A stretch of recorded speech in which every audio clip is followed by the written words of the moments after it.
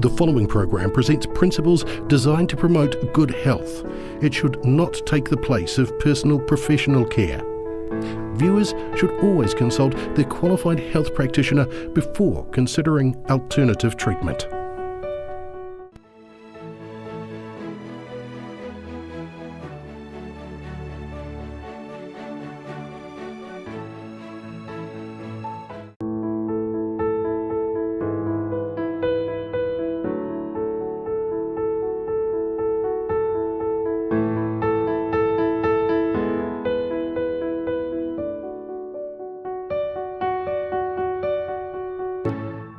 I'm glad that we can continue tonight our seminar in which we are going tonight to see the most, I hope, beautiful picture of the law of life. We remember that we have four unchangeable things: the law, the structure, the needs, and the function, and all together they should give us a solid foundation where we put our thoughts on and we know for sure that we are right.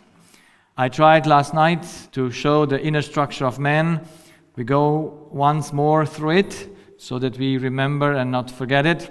So we start with the cortex, and we know above it we have our spirit, and the spirit has a subconscious part, and that we call the heart. And we have the will in our conscious part, and then we need information from outside. We as humans do live by words. And those words we need to use like the stomach uses the food. Yes, the body uses the chemistry to get its nourishment, and the spirit gets its nourishment from information, from spiritual information. So here we have the word that comes first into the will, and then it goes down to our subconscious. And the first thing in the subconscious the information meets is identity. That's the question, who am I? And if that question is good answered, that's the truth, then I know that I trust, I must trust. And that's the answer, in whom do I trust?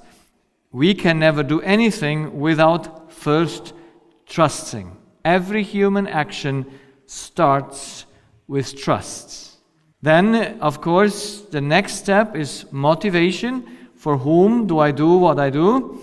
And we can never do anything for ourselves. We want to prove that tonight through the law that says you must take in order to give, which is the law of life, that governs not only our heart, but governs every single thing that exists on earth, and I believe also in the universe. Nothing does work differently than take in order to give, except God, who just gives because he does not need to take. We need to gain, that is everything we do, we need to accomplish the gain, and we need to say no to loss. And so we have two decisions, yes and no, what we do and what we not do. More we don't have. Now we look to the one man that was created, and we are all out of him.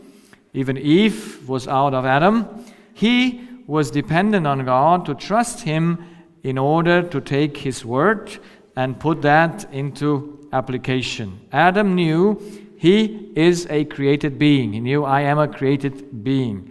He knew that that is the truth, and so he was always in control of himself. His trust was only in God. He had no one to trust, because imagine he would have trusted Eve. He did that once, and that happened. It was a terrible thing. But if he would have never trusted Eve, but just have trusted God, we would not be in this misery where we are.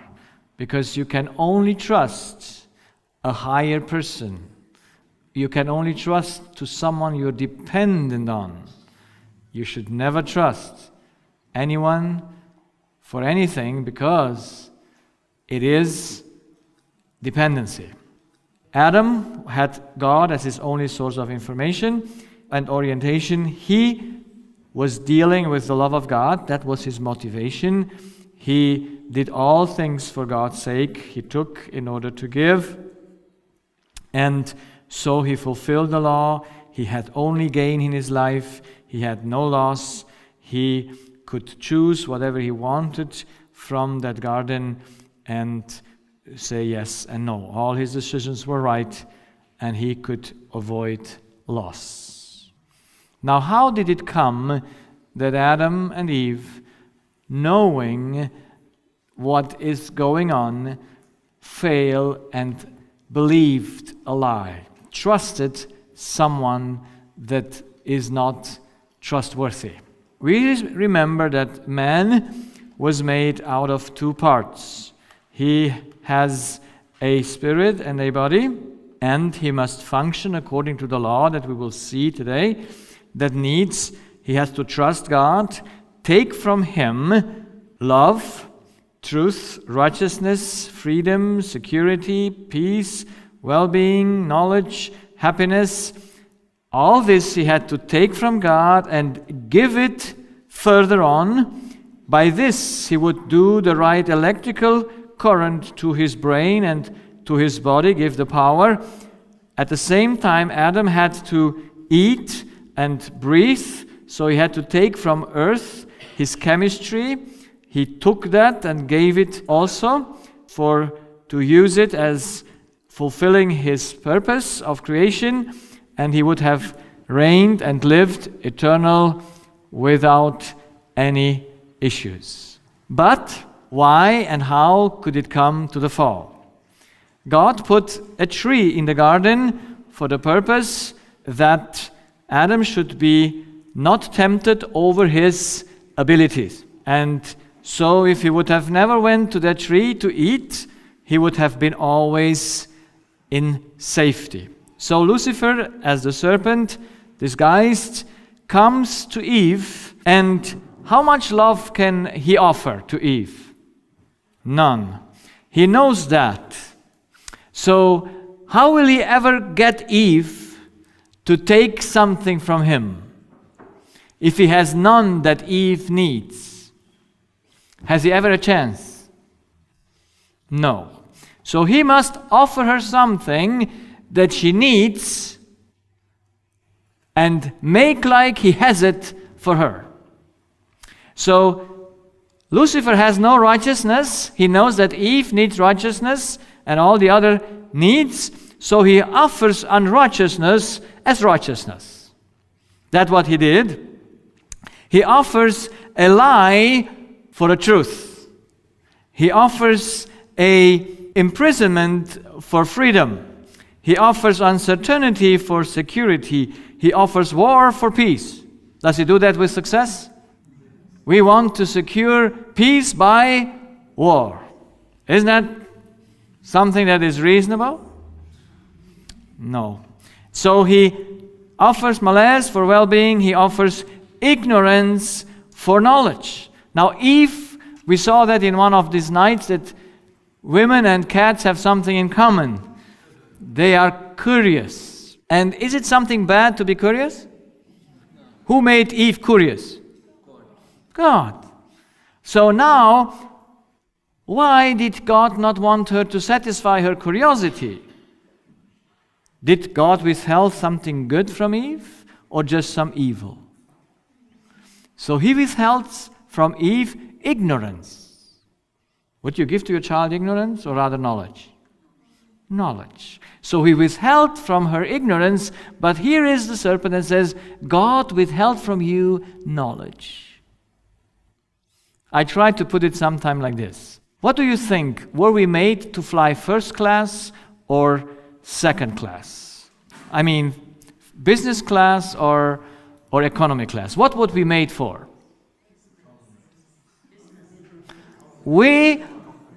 I hope that if you would have a choice while you go into the airplane, in which class you can sit?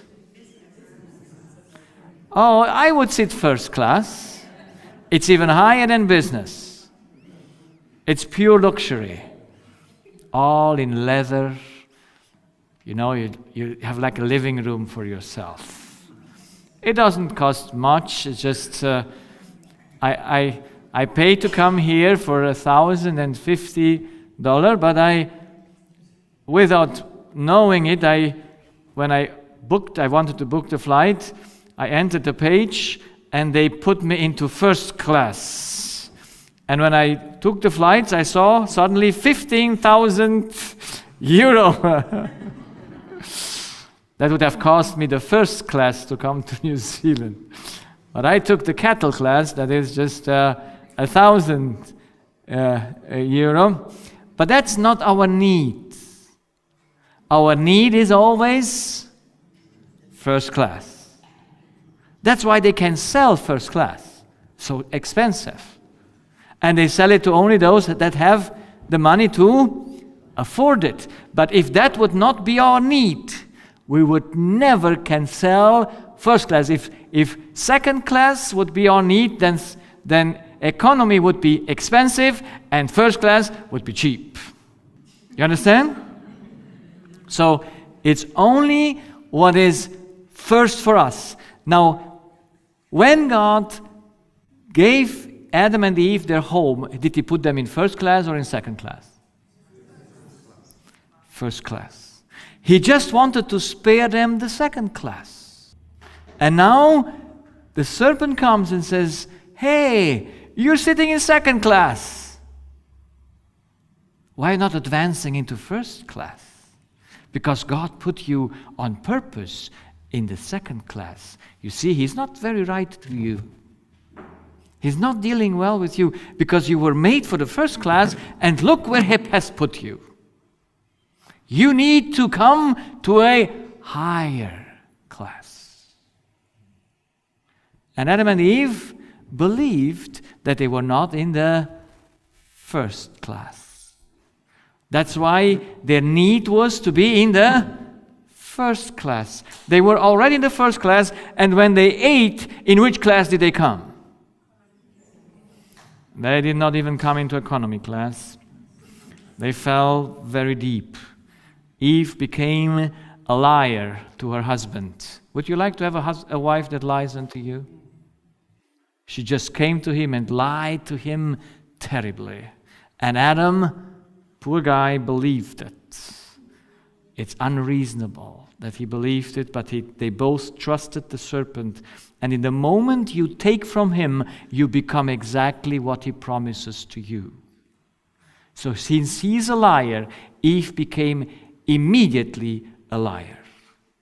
And when Adam ate, he became immediately a liar. You remember that, what he lied? He went, when God came and asked him, why did you eat? He said, Eve is the problem. Is that the truth? Did Eve force him to eat? Never. So, unfortunately, through this change in man, there was a change made, and now God wanted to spare them the death class. Now they entered the death class, and they reaped what they have sown. So now they take the word of Satan. They now think they are gods. They believe a lie for the truth. They trust in their self. They have humans as orientation. Pride and selfishness is their motivation. They work for the devil. They give in order to take, to receive. They have the law of death. They want to receive. And when they not receive, they are unhappy. All their decisions are wrong, and loss is not avoidable. So the problem with this change in human nature is that you don't see it. You see, you cannot grasp what is in you, except there is something that helps you to see it. And so I know that we saw this last night a little bit. There is a conflict between unreason and reason, madness and wisdom, foolishness and mindfulness. And the one is against the other. They are different kind of poles. The one is realistic thoughts and actions according to the laws of nature. The other is an unrealistic thoughts and actions that contradicts the law of nature.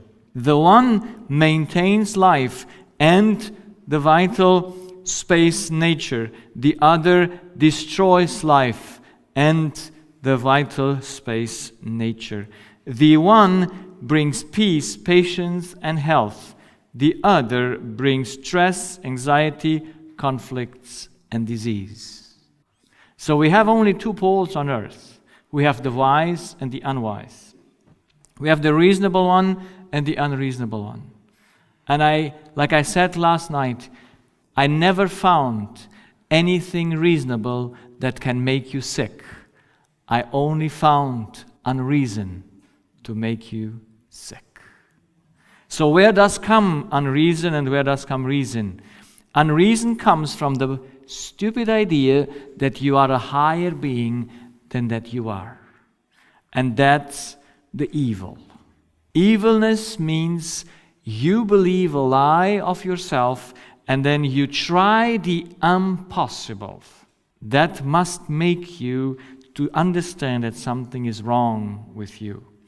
And if you would be clear who you are, then you would do the good. So it's for me important to define good and evil, and reason and unreason, wisdom and not wisdom. And read now, when you have time, Proverbs. There are only two poles in Proverbs: the fool and the wise. The woman that is wisdom and the woman that is foolishness. Solomon uses those pictures that are very nice to consider. The whole problem with identity is that it determines dependency. So if you're a creature of God or a God, then you have two differences. The one is spiritually and physically dependent, the other is not. So the main problem of humanity is that he thinks he is independent. He thinks that his spirit lives from himself. The one that knows he's a creature of God, trusts God and is dependent of God. That's how Adam was before. But now after, Adam has no need to trust to a higher being because he is the higher being. How can a man be convinced that he is deceived? You see, when you in your mind think you're right, can anyone help you to see that you're going wrong? I tell you, it's not possible. That's why I'm so glad for sickness. Disease is something that uncovers to man his self-deception. If it were not for disease, I could never help my patients to see that they play a game that is unreasonable. I couldn't do it because it would just be an ideology. But on the body, I saw that the human being deceives himself. So how can I convince my patient what's wrong and what's right? And I'm so happy that I have something that is unchangeable, and that is the law. You see, I once had a patient, she was a Christian, and she had an infection in her left ear. And that infection, she came to me and I saw it. And while she was waiting in my waiting room, she read my literature. And since I'm a Christian, I have literature Christian in my practice. And she got a paper there, what she read, and it said, "You have a lot of literature here with the law. Don't you know that the law is taken away on the cross?" And I said, "That's fantastic. If the law would have been taken away on the cross, your ear would not be infected. Because it's just the same law that you believe is taken away, is that what making you sick?" And that's fantastic. You have no theological arguments with no one if you know the law. It's all plain. You just need to show them in nature how it works. So she told me her story, why she got her left ear infected. Because I asked her what happened, so that I can prove to her that she breaks the law. And because she breaks the law, she has the problem. Now, she was a Christian. She was 80 years old. And when she wanted to marry, she had a boyfriend who wanted by all means to marry her. But the boyfriend was not a Christian. And so she resisted to him for a while. But one day, he being very decided to have her, she said to do a sign. And that was a dark November day. With us, November is a dark day because, and it was not snowing, it was raining. And she said, and amazingly, she put the same sign like her mother. The same day, they put a sign that said, if tomorrow there is no cloud on earth, I mean, it's all plain, it should be the sign of God that she should marry the guy.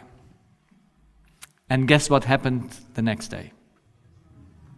No cloud, it snowed overnight, everything beautiful, and she married the man. And the man came up to be an abusive, sexual abusive person who betrayed her all the time, who abused their 3 daughters. They have 3 daughters. And he was just, like she described it to me, a person you would not like to be married with. And so, since the man was from God, she stays with him. He finally, at the age of 50, converted to her Christian faith, and then he gave Bible study to the sisters from the church. And you know what he did with them in his Bible study? He died in the church on a heart attack while his enemy was preaching. It's a funny story, isn't it? And he was dead now for 20 years. She was alone. But she just heard, a few days before she got her ear problem, that one of her daughters came home and said to her, you know, Mom, he abused me as well. Can you love such a person? Can you? So he was deaf, but she got angry of him. And when you get angry on a person and you cannot love, you know it, who gets the problem? Because the law says you need to love the guy no matter what he did to you or to the children. Because the law doesn't know any excuses.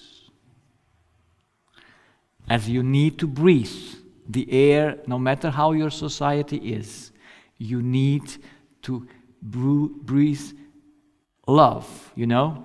You have to take it and give it. So the law is my only means, together with the understanding, to show my patients that something in their life is wrong. Does this lady break the law because she wants to? No, you would all do it the same. You agree?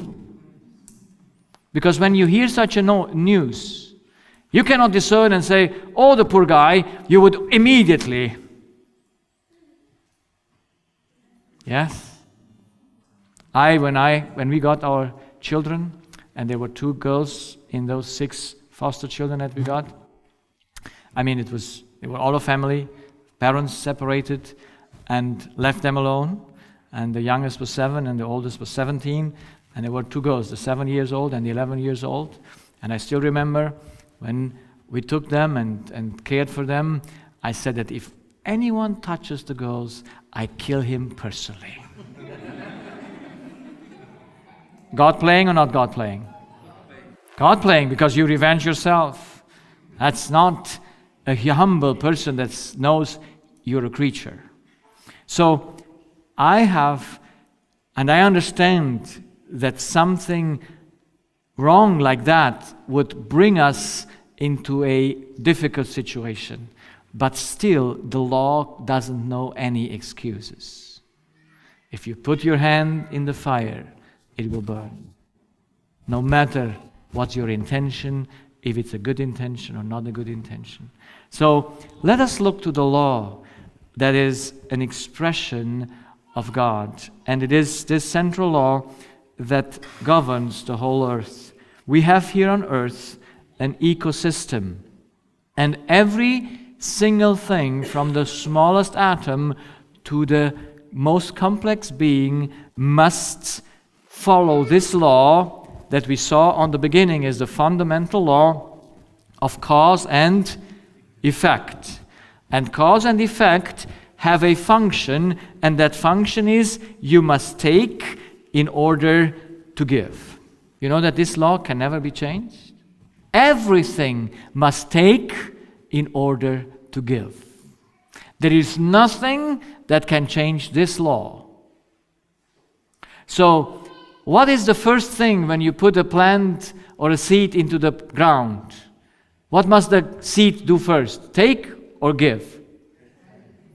It is always taking is before giving. But why does it take the power from the earth? It's not survival. It's in order to make a fruit. And is that fruit coming one or multiplied? So because every time when you give, there is gain, there is multiplication. Because that's the law. The whole life of the plant is a taking in order to give. There is nothing even humans can do on earth that is for the purpose to take. Because who is the lawgiver? God is the lawgiver, and He is giving. Because He does not need to take. He is love, He is giving. That's why He made that everything should be the image of what He does, and that must be giving. No one can change that. We as humans, everything we do not create, we just put things together, are for one purpose, for to take or for to give. What's the purpose we do anything? Now you will see, why did we do iPads? To give or to take? Why do we make chairs? To give or to take? Are you with me? What do the chairs do? Do they give you something or they take something? They give. They let you sit on them. Yes? They hold you. Think on anything that is made not to give, and you will find none. There is no one purpose to take. Never possible. That's why the plant takes and makes the fruit. The man take the fruit and what do it with them? They give it further, a part to their body and a part to the bacteria. The bacteria take that and they transform it and give another part further that they give, and that takes the earth to give it back to the seed. So that's a very small. Farmer knows this circle, yes? Are there farmers here? They know the circle, how that goes. And so they use that. This is a law that can never be changed. And the law is always a circle. There is never an exchange of the same items in between things. The one thing always goes from one end to the other.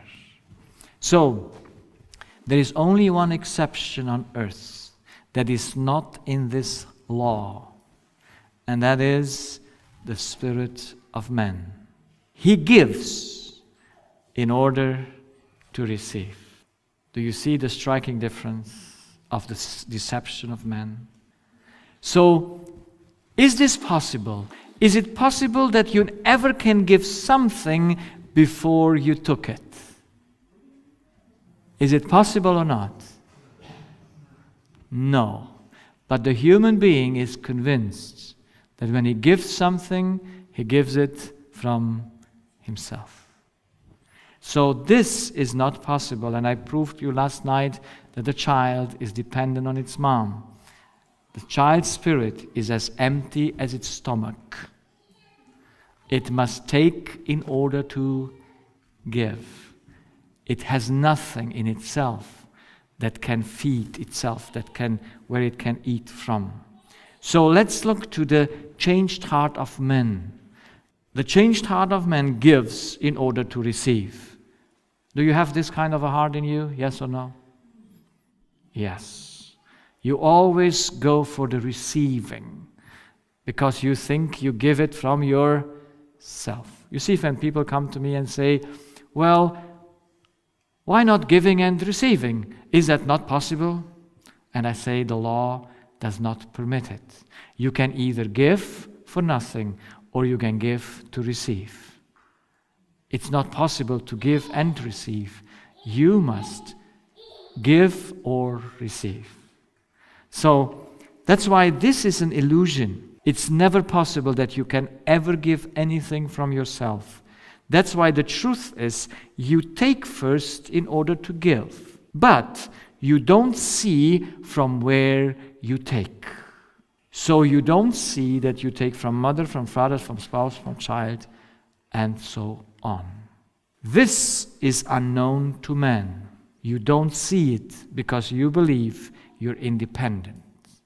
That is so hard to explain, the deception of the heart of man, because lie has no structure. Lie has nothing how to put it together. You can only uncover it by showing the truth to it. So man lives in a total unknowledge and self-deception.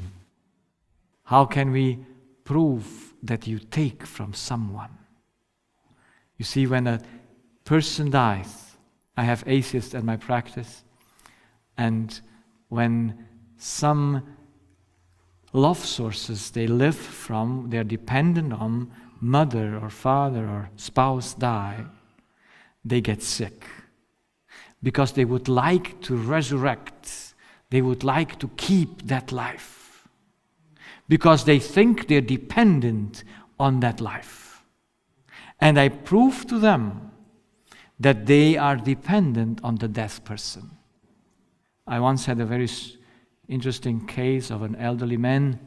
He got his left face with a trigeminous neuralgia, you call that like this, severe pain for 6 years, like electrical shocks.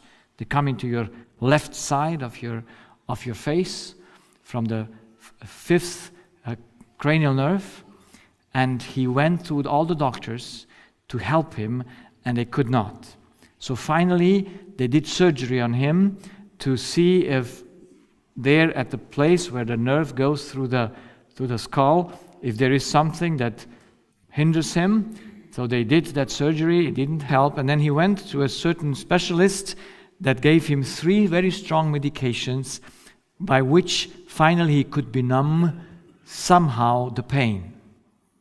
And he was very glad. For 2 months now, that pain was under control. But after 2 months, he got dizziness. And so he comes with the dizziness into my practice. And I know now that his nervous system is there because he is dependent on someone for love. He's a Catholic Christian, and so I explain to him, and I take his life story. His father and his mother died in between the last 12 years. I think 12 years the father and 6 years the mother. And he goes every Sunday after church to the cemetery.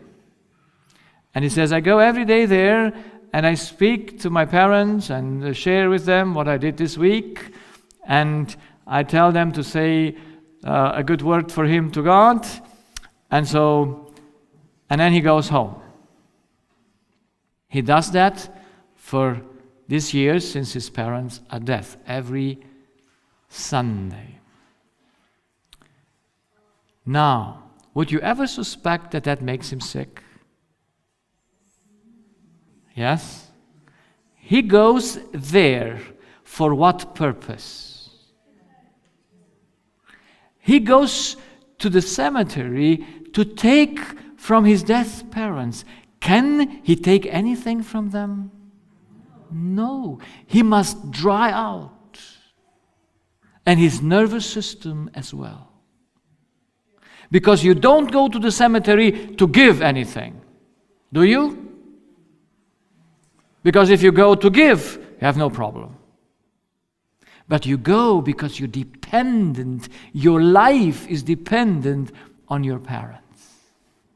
And I challenged him because he was a Christian. I said, you go to the wrong place to take.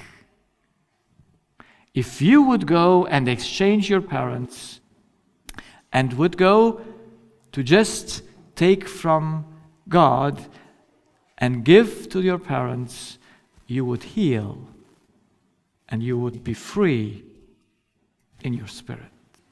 So I hope he changed that. Because you see, you remove the symptoms with pain, but then comes dizziness. And what is better? You know, we can never flee away from the laws of nature. They are as absolute as the one who made them. And it's only unreasonable to go against them. That's why I appeal to my patients always to reason. To not go with their driving in their subconsciousness. Because I show them in their heart they are not connected to the right source. And whenever your love source is gone, when your security is gone, you have finally to suffer and to die. But suffering is the result of taking love, of orienting yourself after things that you can never orient yourself except you are a child until 12 years old. So, let's look now to the law. This is our heart, our subconscious. And we have how many actions in the heart? Only 2 actions. We have the taking and the giving. What comes first? Take. And we must take in order to give. That's the law of life. And the interesting thing is, when the Spirit gives, it goes into his body as a power to drive the body on or to take the body's power away.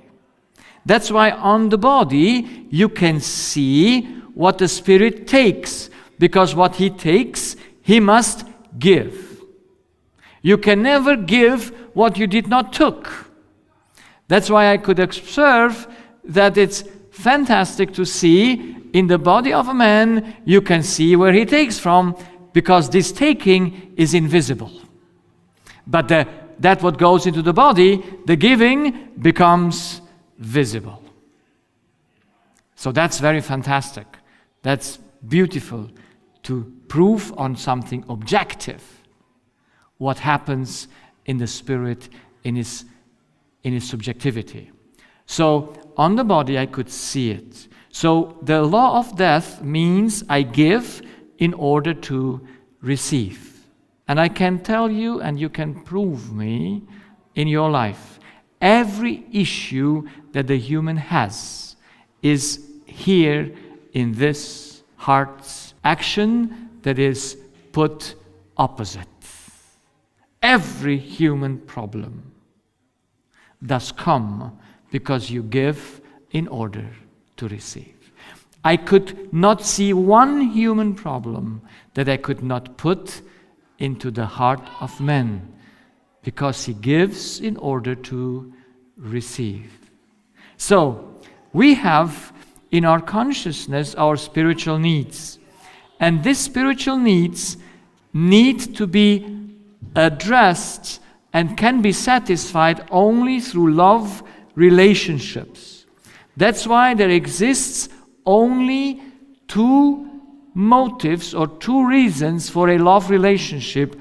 You either love a person in order to take, or you love a person in order to give. You can never have any other motivation except to take or to give. There is no more. And I had this colleague of mine, she was not even 30 when her husband let her alone. She was married to him for 11 years. And she fell after he left her into a deep depression. And the people around her, even so she was a medical doctor, were thinking she would die because she was just devastated that the man left her. So why did she marry him? To take or to give? To take. So she was in a bondage relationship to him. And so when he left her, she was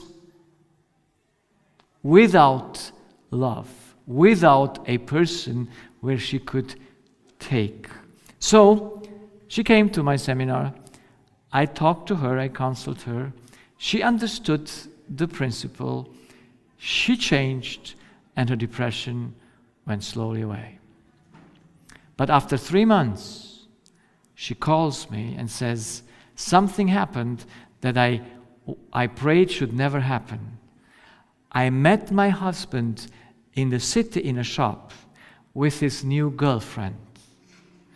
And while he was passing me with her, she was passing here and his girlfriend was here, he says to his girlfriend, "This was my former wife." And in a moment she heard that, they were not even divorced, she fell into a deep crying. She couldn't stop crying anymore. And now she calls me and says, "I cannot stop crying." Why does she cry? The deception must be where? In her heart. And the deception is always between take and give. It can never be anywhere else. Because this is the deepest bottom of every being and even of the spirit of man. There is no deeper layer as take and give.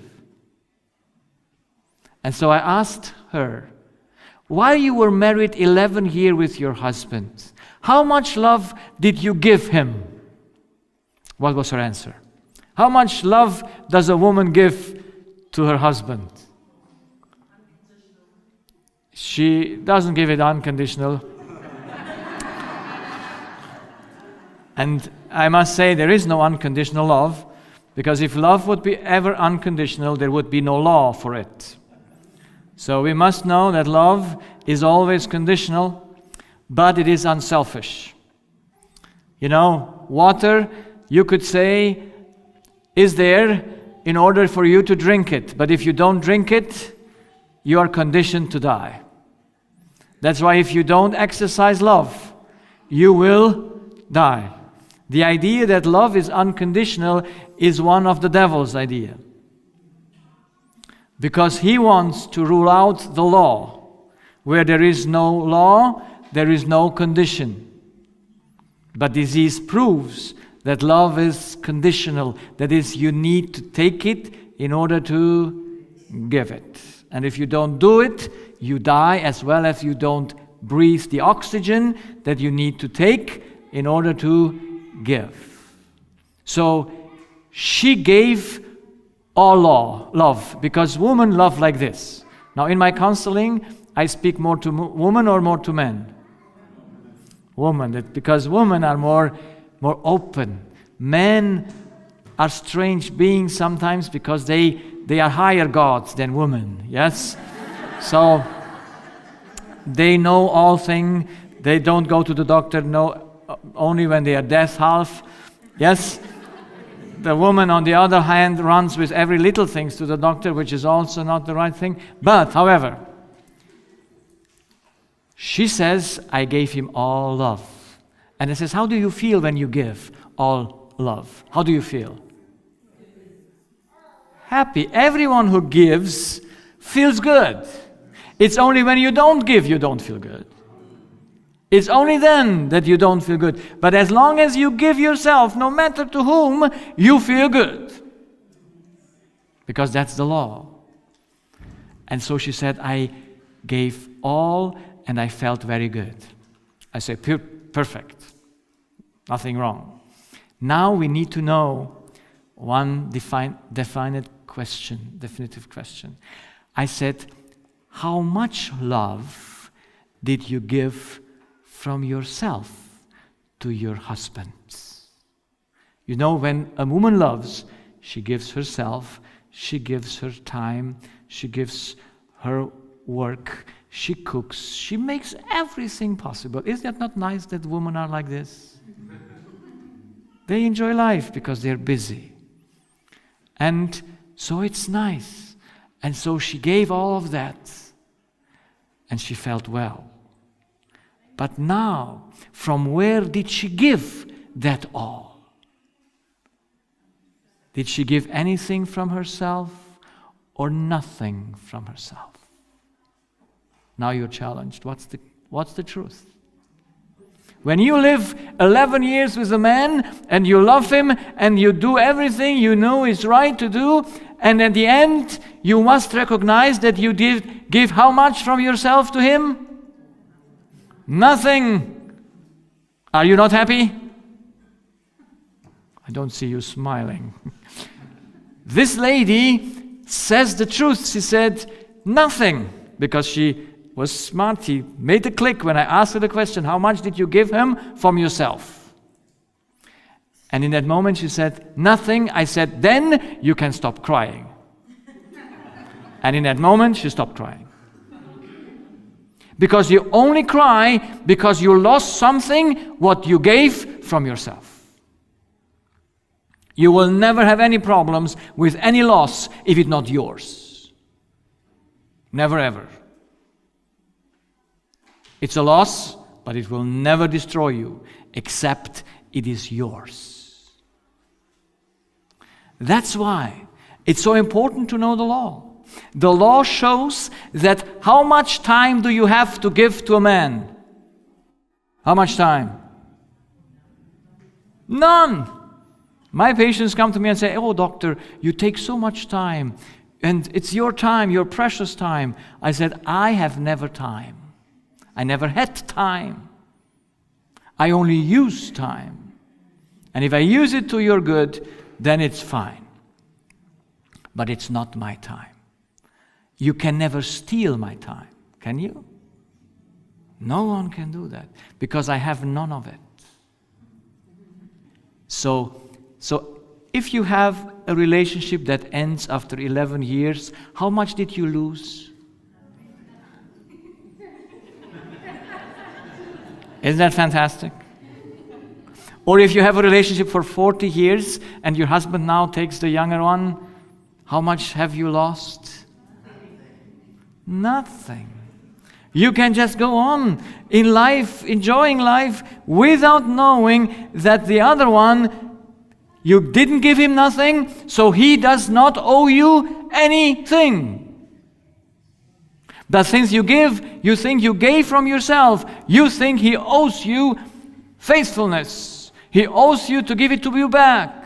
But he owes you nothing because you never gave him anything from yourself. Do you like the truth? I find it fantastic. Whenever I think about it, it makes me free. You see, no one can steal never anything from me if I'm convinced that I have nothing. Isn't that nice? I once gave my car to my son, And since my car is whose car? It's God's car, so I said, Lord, He can use it whenever I'm traveling on weekends. But there came one day after a few months that my mother-in-law was sick and she had to go to the doctor, and I asked him to bring my mom home after she saw the doctor. It would have taken him an hour and a half to bring her home and come back.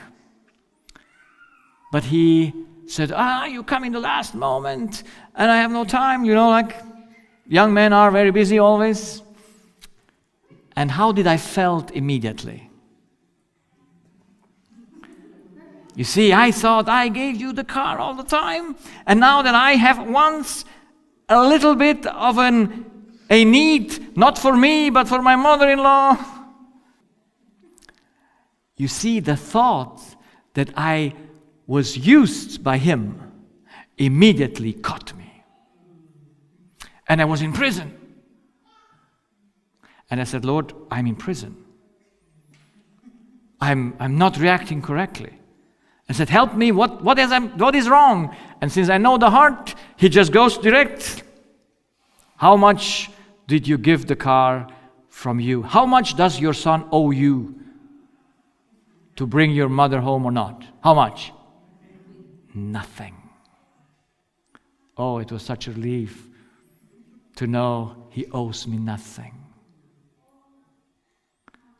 You will see that all problems come because you think people owe you something because you gave them something. You see, I never could take things from humans because I was practicing after my evil heart, because my evil heart says, if I take a gift from you, I must give you something back. Isn't it so? I could never accept the gifts until God taught me that if I don't accept, I am not polite to the people. And rejection is not good. When someone offers you something and you reject that, that person gets offended. And I read somewhere that Jesus took every gift that was given to him. I said, okay, if he did, I can do it also. And so I started to take. But everything a person gives me, from whom does he give it to me? From God. So how much do I owe the person to give her back? Isn't that freeing? So I take the gift. I thank you, God. I don't even need to thank the people, but I thank the people as well because I know their deception. But I thank God in my heart that I take that because it comes from God, and I have to take it in order to give it, so I have more business now. But it's good. So I take it, and I think, okay, where shall I place this so it should not stay too much with me? Yeah? So that you give it. But now, I can take it because I say, no one gives anything to me from himself. Isn't that nice?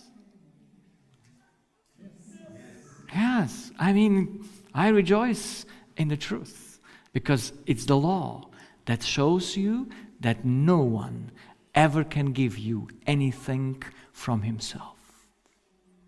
And you can never give anything to anyone from yourself. But this must be written in our hearts. So, let's see. When the Spirit takes, he must exercise faith or trust. We saw that without trust, he cannot take anything. But since his independency of his love relationships, he must take, and he takes always with trust. At the place he takes, he needs trust. At the place he gives, he needs no trust. Let's look at very simple. When we have here an apple tree, or whatever tree, how these green fruits are?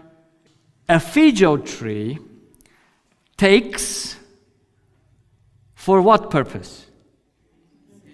To give, to make the fruits. Now, is a Fijo tree dependent or independent? He's dependent in order to what? To give or to take? He's only dependent to take. When he takes, the giving comes as a result of it. Yes? So he takes from the earth and from the sun and from the air that he might produce the fruit. Now, can it be that you can take at the same place where you give, or you can give at the same place where you can take? So is it possible to have a mixed relationship? So to have one place where you also take and also give, or are the two places always different? So where the place where you take, let's see our lung, where do they take the oxygen from? They take it from the air. And they give the oxygen to whom? To the body. From the body they take what? Carbon dioxide. And they give it where? To the air. So you see, there is non-exchange of the same item. The one item that you take, at that place you take it, you can never give it. And at the place you give it, you can never take it. So this is fantastic in the law. So if we need a love source, it must be one that you cannot give anything at the place you take. At the place you take, you cannot give. It's excluded. And at the place you give, it's excluded to take. It's a little bit hard for us to understand this simple thing, but it's most revealing. So, you can have by this only relationships that cannot be in exchange. You take from one part and give to the other. So you have only pure relationships, or to take or to give. So making that clear, we will see how that works. Even though I was raised as a Seventh-day Adventist, it's only about 4 years ago I came to understand the beauty of the Ten Commandments. And you will see how fantastic it is. Now tell me, the Ten Commandments were written on 2 stones. Why on 2 stones? Because there are only 2 actions. It's the taking and the giving. And the one is exclusive, the other table is inclusive. That's why he could not write them on one table. You see, where you take and where you give are 2 different things. So the one governs the taking, the other governs the giving. Now let me ask you, if we cannot give where we take and we cannot take where we give, where is the battle in the human being? What is the only place you can break the law? In the giving or in the taking? Can you break them in both places or only in one? In the giving or in the taking? Now I put this question because it's very important. And some of you might know the story of the rich young ruler. He comes to Jesus and says, Jesus, I want to know what to do to have eternal life. And Jesus says to him, keep the commandments. Yes? And the rich young ruler asks, which of them? And which one did Jesus show them? The giving or the taking commandment? The giving, the 5 there commandments, we will see it in a minute. So they were there, and he gave them, he said, honor thy father and all these things. And what did the young ruler say? Oh, this I done all from my youth. Was it true or a lie? It was a lie, because he did not know where he broke the commandment. That's why Jesus says to him, how many things do you lack? One thing do you lack. Sell everything you have and what do? Give to the poor, and then come and follow me. But he said in between that you might have a heavenly treasure. You remember that you need a heavenly treasure to survive. To have eternal life, you need a treasure that is everlasting. And how do you get that treasure? By what? By giving. Now the rich young ruler thought that the law is a precepts, you know. And if you would have asked him, did you ever steal? He would have said, no. If you ever break you killed someone? No. No, he would have enumerated you everything and would have said, I keep this. But Jesus knew exactly that he was a breaker of the law. And so he brings him to the practical aspect and says, give. Why did he not give it? Why did he not say, oh Jesus, how did I come earlier to this idea to just give all that I have, because that's the multiplication, that's when I'm happy, not when I keep all these things for myself. Why could he not give the things? Where did he break the law? Are you still with me? Is it too hard? Where did he break the law? In giving or in taking? So let us ask, where did he have his riches? From where did he have his riches? He thought from himself. So where did he break the commandment? You can only break the commandment in taking. If he would known that those riches are not his, but God's, and he would multiply them, he would got rich by giving them, he would just have thrown them all out. But he could not, because he was convinced they was his riches. Your riches you can never give. You see, for me it's very relaxing to know I have no money of my own.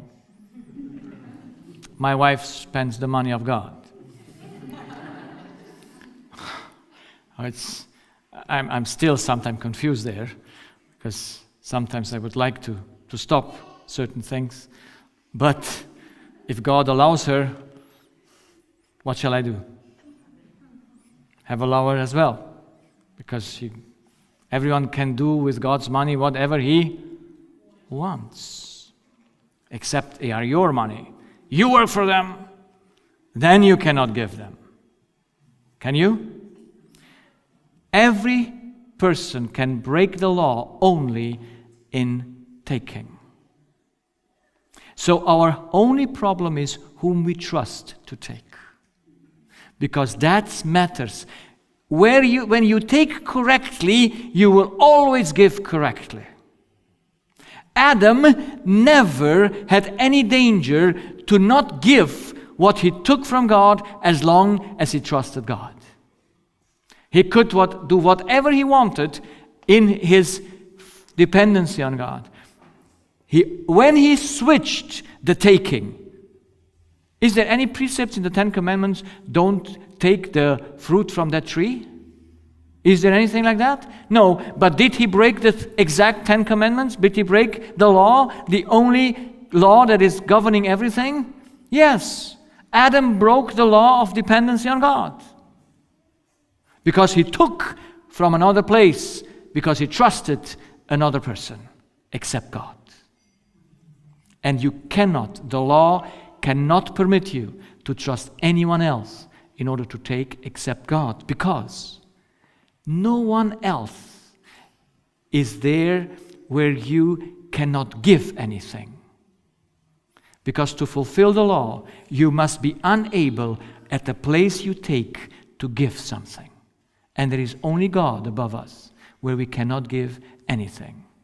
We can only go to Him for the purpose to take. Now, if you were God and you would like to enlighten the human beings in the problem that they have in the law, what would you write in the 10 Commandments? Where would you put the emphasis, on the taking or on the giving? There where the battle is, at the taking. Now he wrote 10 Commandments to just prove one single command. So he gives 8 commandments that prohibit the wrong taking. You see the first commandment? No other gods. Why would you have another God? To take or to give? Why would you have and bow down in front of images? Why would you take God's name in vain? So there are 3 no and not. And at the end of the 5 commandments, from here do not take. And then comes the 6th commandments, not kill. Why would you kill? To take or to give? To take. Why would you commit adultery? I will stop here a little bit to share a little bit my testimony. I was grown up as a Christian, and since my first need is harmony, I always wanted, and I thought a happy family, a harmonious family would be the satisfaction of my life.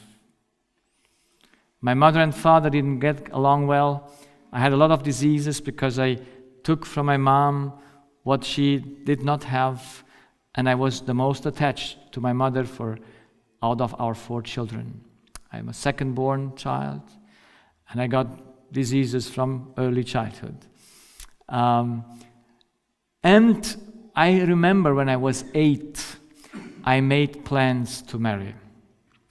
And I always was looking after the girl that would satisfy my need. You know, you start early in life. And but mother will take care. and so I thought a woman must make me happy. Anything wrong, man, with that? Severely wrong. But no one taught it to me. I went to church, but no one told me women can never make you happy. Do you teach that here in New Zealand? So I went out there, and very early in life I got married. And of course I expected my wife to fulfill. Why did I marry her? To take or to give? Evidently to take. You know it. She was my source of harmony. But now you see there are more harmonious people and not less harmonious people. There are people who you have an imagination. And I'm a very, I would say so, slow person. I like. My dream was a woman that has a soft spirit, a quiet spirit, that just is doing her homework, is always happy, never has a problem, just content with life. And so, yeah, isn't that nice? Just a dream that you have. And so, when I married, I woke up because my wife is more a manager type. She's the type of woman that has the pants on, you know how to say that?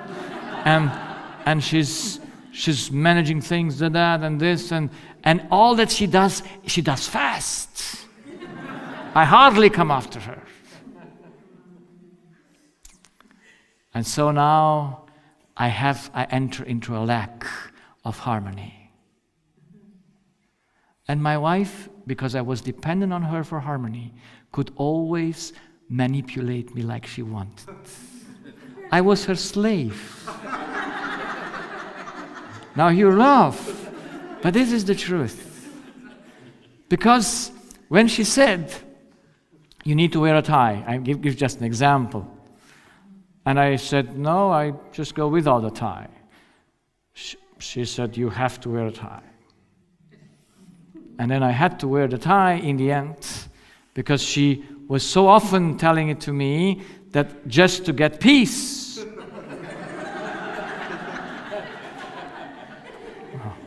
That you laugh makes me that you understand the problem.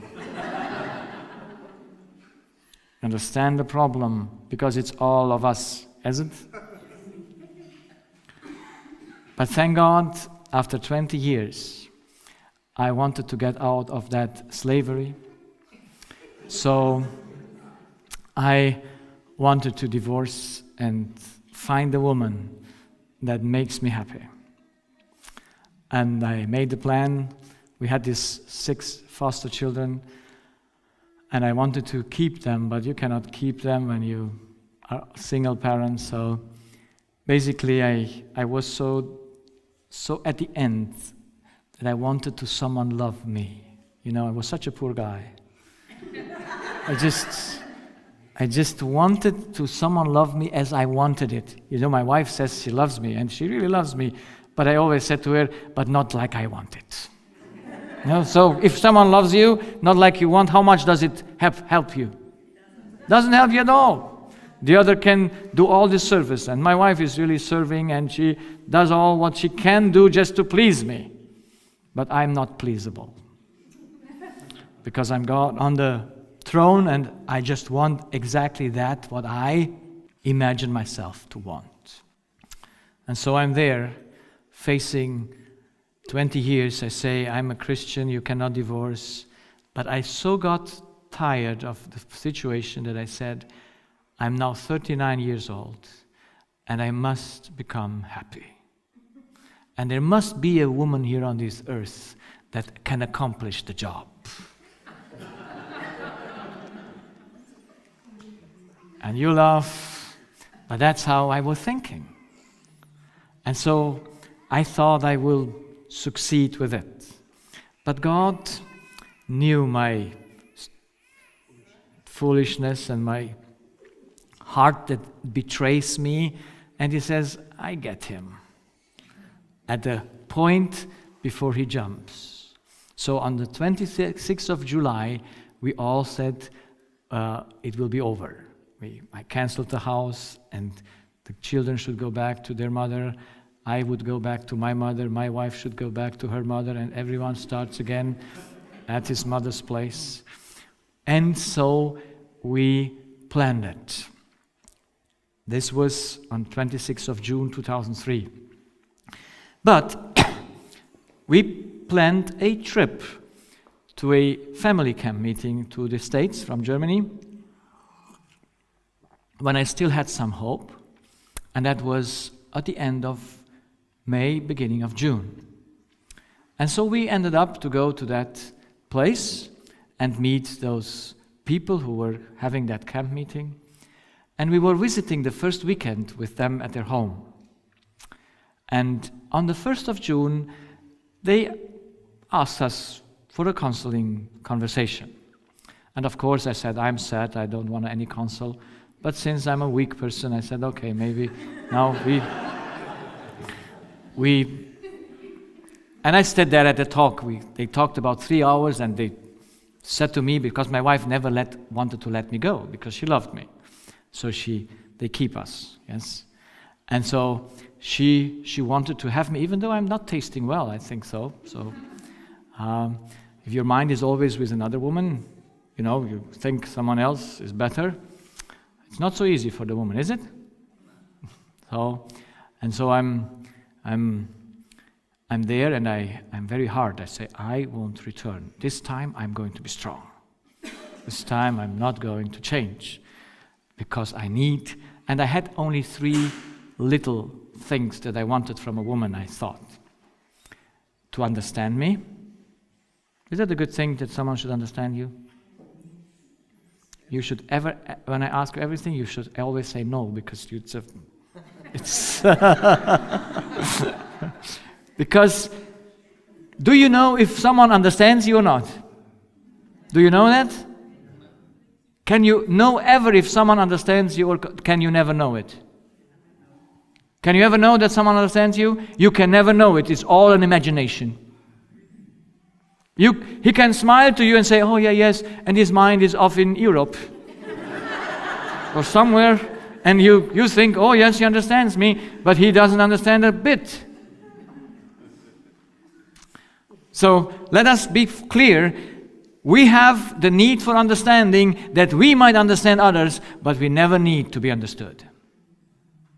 Except for business reasons. But that's not a personal thing. Yes, that's not a personal thing. But if you want personally to be understood, just because your need of understanding needs to be satisfied, then something is wrong. So what I wanted was not right, but I was deceived in my heart. Then I wanted someone to listen to me because I like to talk. But women sometimes interrupt you, and they start to talk. And then it's hard to go into, yes? And so whatever tactic of communication is there, you fail because you want someone to listen to you. And then I had one very extraordinary wish, and that was, I want a wife, when she opens up in the morning her eyes, she should smile. Isn't that fantastic? Just the sun rises when you look into the face of your wife, and the day is fine. Is that dependency or independency? It's a very strong dependency.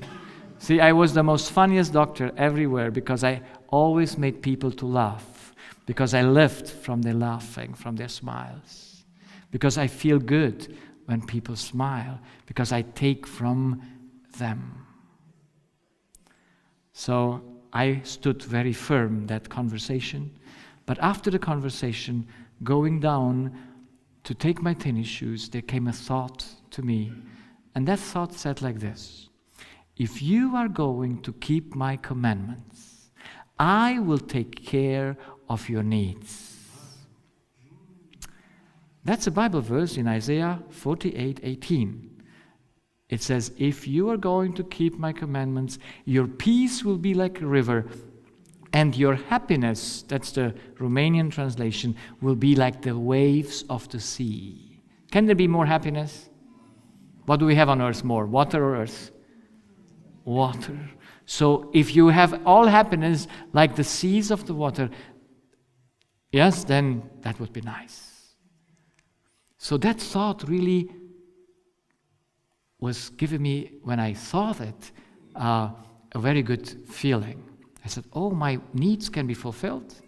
But then I was looking to the condition, which says, keep my commandments. And all I understood back then was, no adultery. But I made it up before with the Lord, because I always wanted to serve the Lord. I said, Lord, you know that I want to serve you, but I have to do this detour. Because I need to be happy. And I know there are so many in the church, they have done the same detour, and you forgave them, and they are now happy. So let me do it also. Because I will come back. I never wanted to not serve the Lord. I ever wanted to serve Him, but please, I want to be happy as well. And so I made that up, and then I saw that the condition was to stay with my wife and with the family. So I left it, and after 1 week, you see, the Lord, when you put you in front of decision, He helps you a little bit from behind. So 1 week later, I have to take the decision. And we are in the same situation where we are 10 people together, this family with their 3 children, we with our 3, 14, 16, and 18 years old. And the gentleman is sitting in the left for me, and he suddenly asks me, are you committed to stay with your family? And when he said the word, are you committed, I thought that he means that I want to leave, because I always was committed to leave. So when he said, are you committed, I already said yes. Because I knew what he would ask me. So my yes and the end of his question fell together. And so everyone was listening and said, wow, he changed.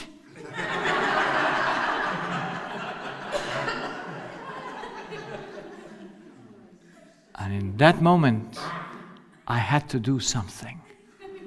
Because you cannot walk out that room and say, children, it was just a mistake. Because they were there. You cannot game with those kind of things. It was just a mistake. I needed to immediately take that yes back and say, oh, no, wait, I answered wrongly.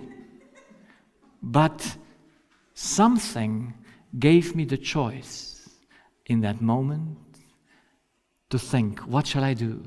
To jump after the yes or to go against it? And what happened in my heart, I don't know.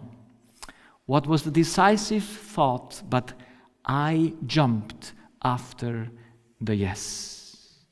And in the moment I jumped after the yes in my heart, something dramatic in my life changed. In 1 millisecond, in that moment, I got a peace that never left me since then.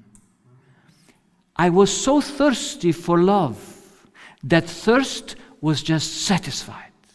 I was 20 years addicted to the movies, to the internet, to there where the men go. I could never abstain. I was fearful because I was also working as a Bible worker in the church. I was youth leader. I was active in the church because I always want to serve the Lord. But what I was addicted to, the internet. And I could not stop it, even though I wept to God. I prayed. I said, Lord, I won't do this again. And I promised. And what happened a few days later? When the lust came, the mouse went by itself into the internet. You could not stop it. I had no control, and I wept. I never let go on God, but I had no power to overcome. But in the moment, I said yes on this Sabbath afternoon, the 7th June 2003. In that moment, I said that yes. Every addiction was gone, without any fight against it since then. Amen. Never ever again the addiction came.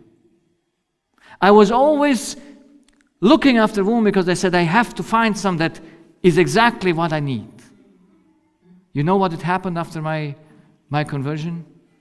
I realized I don't need that to do anymore. I said, Lord, what did you do with me? I'm just free. That one decision, I see it, I took from God again. In a moment, I took from God. He could enter my heart. But for 20 years, He could not show this to me because He knew I would not understand it. He knew the day would come when I would know that I am breaking the law by wanting something for my good from a human being on a spiritual level.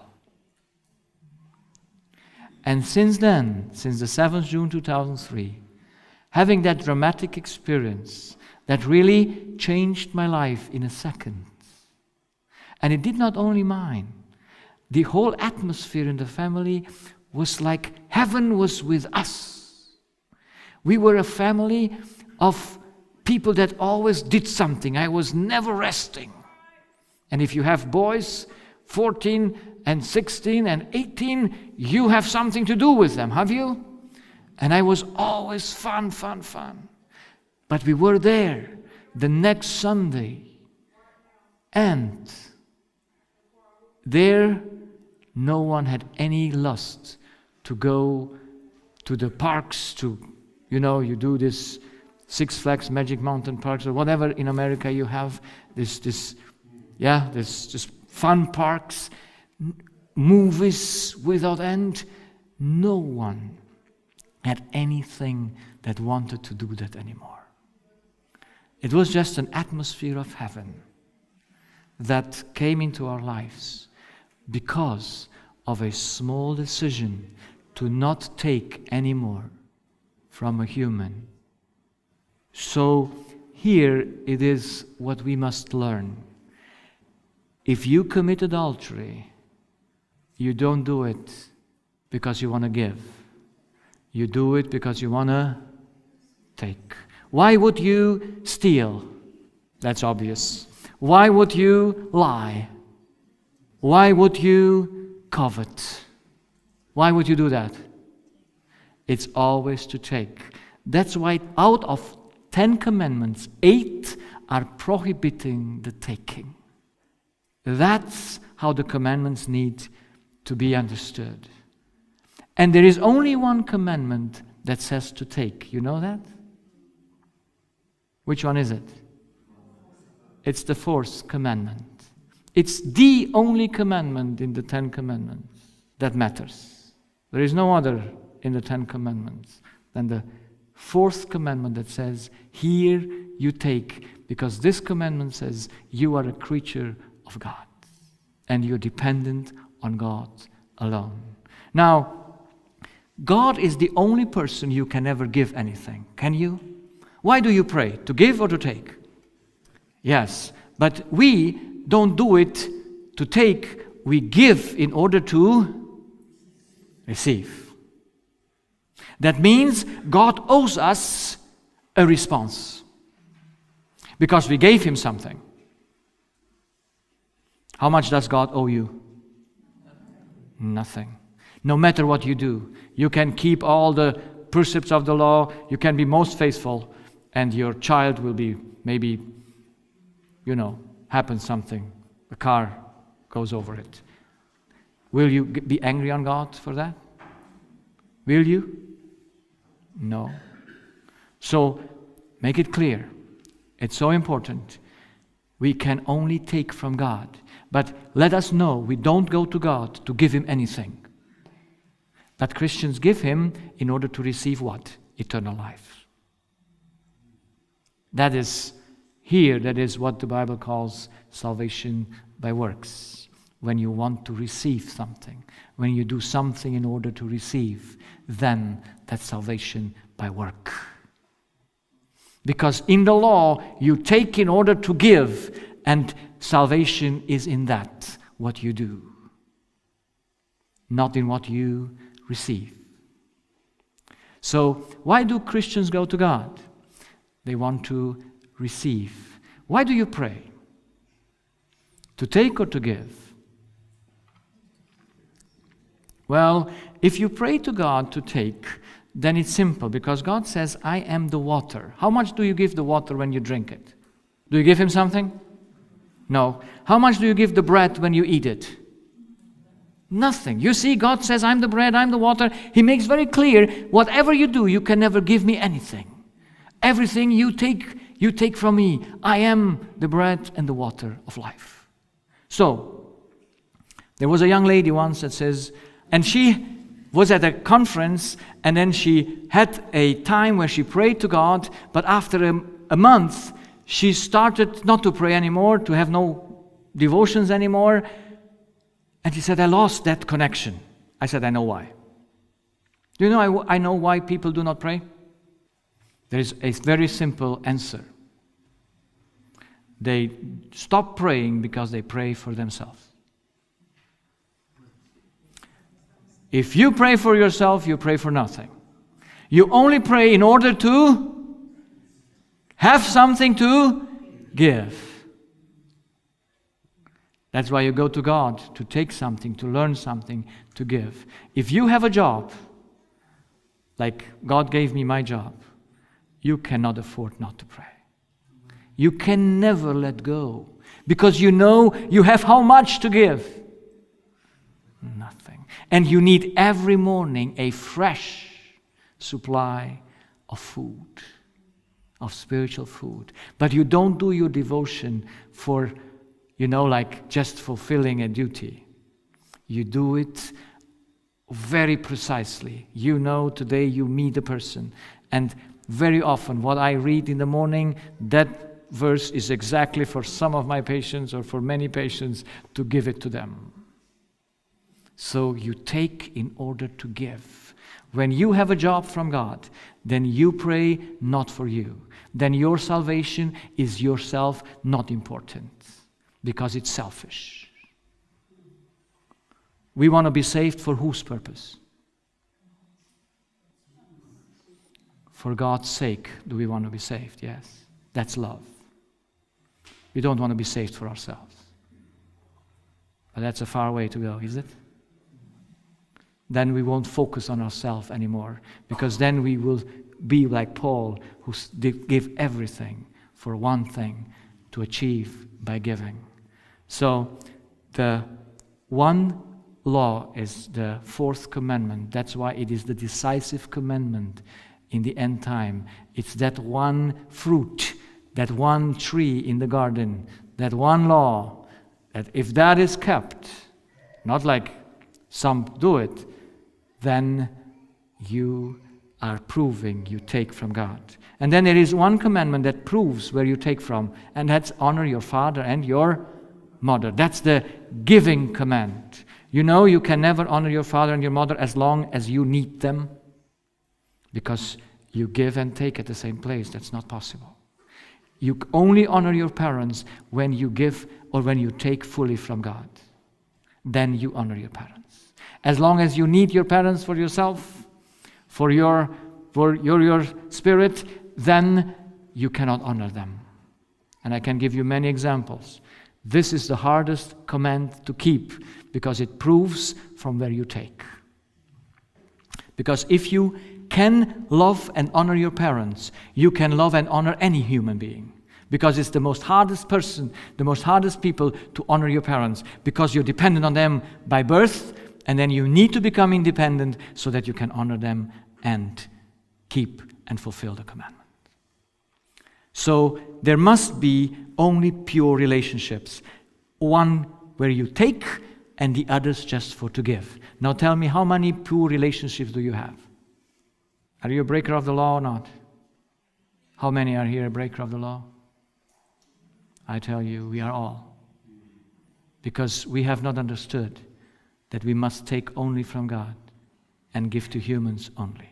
We must have only free relationships among each other, independent spiritually from each other. That's how God meant it to be. And how much problems would we then have in our marriages, in our relationships? How much? 0 problems, because the law of life would be in our lives. So I'm finishing here, and we will continue tomorrow night. And I hope you understood one message. There is only one thing in life counts. From where you take, that you give. And if Christians would take from God, how would they be? Lovely persons, righteous persons. They would say the truth. They would be unselfish persons. They won't live a second for themselves, because they would just reveal the source where they take from. But if we do not reveal God in our life, then it is because we do not take from Him. Because we take from each other something that cannot feed our spirit and cannot make us happy. That's why everyone becomes like his love source. Everyone will be exactly like the person he takes from. If it's mother, you'll become like mother. Even if you hate mother, you will become exactly like her, because you take from there. So the law is very simple. We have one problem. We trust the wrong person because we think we are independent, while we must trust. But we trust a human or an animal instead of God. That's the problem of the law. And we'll speak tomorrow night about love.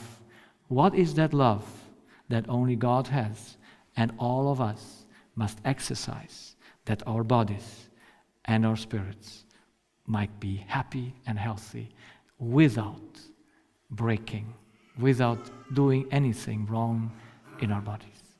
And I'm excited tomorrow, because it is a nice message, because I speak about the definition of love. And I could speak hours about love, because I like love. And it's all that our need is. And tomorrow night, we will finish with the nicest message of love that we all need to take and give.